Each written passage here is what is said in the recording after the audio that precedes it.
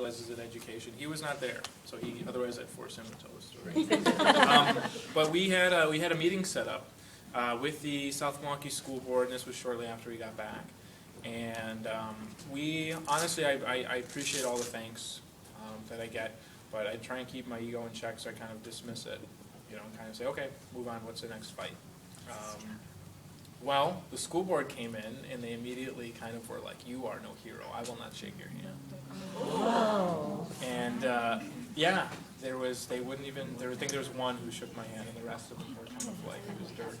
And I was like, okay, what's going on? And we were talking about the budget, we were talking about like trying to find a solution to it, and it completely shifted to a political attack.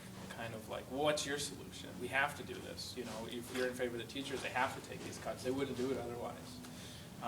And it was kind of like, they don't need to have this marketing agreement because they don't need that protection.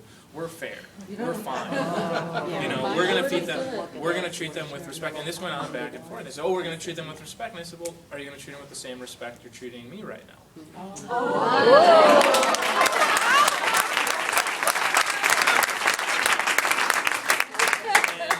And they said, and that was towards the end of the meeting, and they didn't really respond to that. But they were very, they're very rude.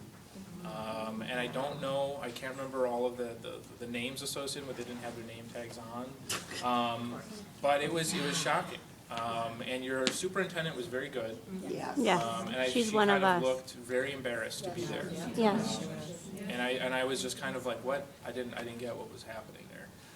So that was something that kind of shocked me, but since you asked, there you go. So I'm sure you could probably figure out who was in the room and who said what.